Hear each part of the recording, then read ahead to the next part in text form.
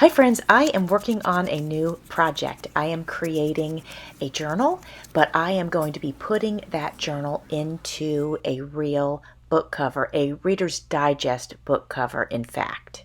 Today we are working on building the first 3 pages from start to finish of those pages. This is a design team project for Rach and Bella Crafts, and I am using her absolutely stunningly gorgeous kit called Letters of Love. I chose that kit to work with this month because I was inspired by Mimi's Keepsakes. Her name is Marnell, and during my 2K giveaway, she suggested I make a rose journal, and that is what this journal is going to be.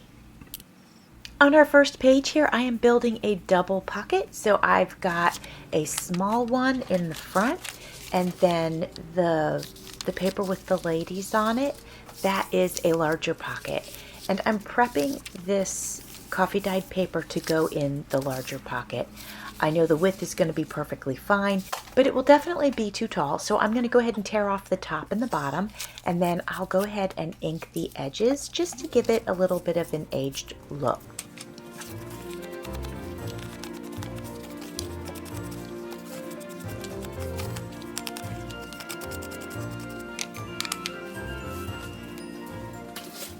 I feel like it's missing something, so I'm going to look around on my desk and find a piece of scrap paper, and I've got one here. It has like a old-fashioned newspaper print on it. I'm going to go ahead and put that on the edge, and I think that'll just give it just enough to make it interesting.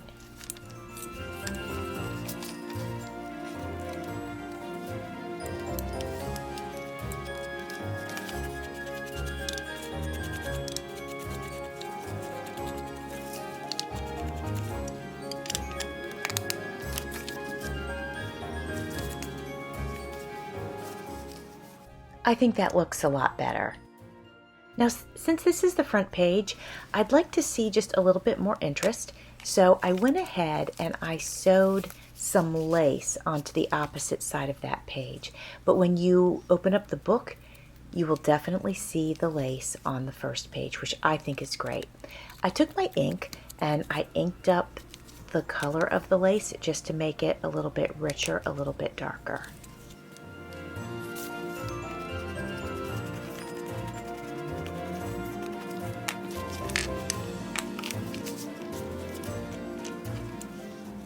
I definitely am going for more of a vintage vibe in this journal, so I'm going to go ahead and ink the creases of the paper. If a piece of paper has been around a while and it's been folded, sometimes the edges get a little bit darker. So that's what I'm doing with my ink. All right, this front page is done. Let's go ahead and work on the second and third page, which will basically be a spread. This kit is so pretty. I absolutely love it. And I got a paper pack, a 6x6 paper pack, which is what I'm working with right now. It goes with it so well. It's like it was just meant to be, to use them together. On the left is an image from the kit. On the right is a piece of scrapbook paper. And on top of that, the roses is another scrapbook paper. They do not come in the same scrapbook pack. Those are two different packs. So as you can see, I'm just layering here. I'm creating some interest by layering those 2 pages, and now I'm going to put a pocket on, and that pocket does come from the kit. When I put the lace on this page, I used my Fabri-Tac, but then I went over to my sewing machine and I sewed it on, but that way at least it was very lightly tacked down so that it wouldn't move. I find working with lace sometimes can be difficult because it wants to wiggle around a little bit, so that's why I tacked it down first. I want to remind you guys that all of this has to fit in a book, and I do not want that book to be a gator mouth. So I have to do all of my embellishing very flat. So I'm going to end up using layers of paper, layers of thin lace.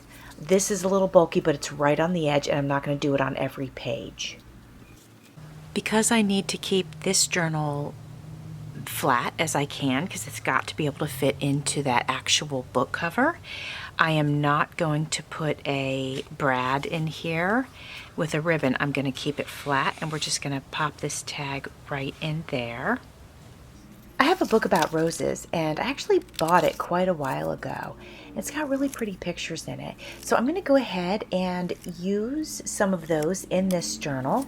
I found a really pretty red one. I think it works really nicely on this spread, and I went ahead and I cut a piece of lace that was given to me in Happy Mail recently, and I'm going to just put that underneath the rose. As mentioned, we're going to keep things really flat, no bulkiness in this journal. I'm kind of looking forward to that, actually, just sort of decorating it and embellishing it and doing all sorts of things to make it beautiful, but it doesn't have to be bulky. Another thing that I can use to keep everything relatively flat is ribbon. This ribbon is thin, it's not wide, it's not thick, it's, you know, it's perfect. It's just a nice little satin ribbon. So, and it has such a punch of color. It's absolutely a beautiful shade of red and goes with everything on this spread. So I think that's going to look great right down the edge of that lace. Now I'm going to trim up this satin ribbon, and I'm going to have two small pieces of basically scraps. And I've decided that I'm going to put those scraps on top of this lace that I just glued down, and then I'm going to put the rose over top of that. And I just think it'll add like just a little extra splash of color. Once I'm done tacking those down and putting our rose image on top, that is going to be it for these 3 pages. I've decided I'm going to build the first signature of this book with you, but not the second signature. The second signature is going to be a surprise that you can see when we do the flip through. I'm going to use this format with a voiceover and the double time speed on everything. I feel like when I'm doing craft alongs, or when I'm doing spreads like this is the format that I'm going to follow. If I'm doing an actual how-to, I probably won't put it in fast speed, but I like this format for a craft along. Let me know if you like this format as well, with like a faster speed and a voiceover. Let me know your thoughts on that. Thanks for watching. See you soon.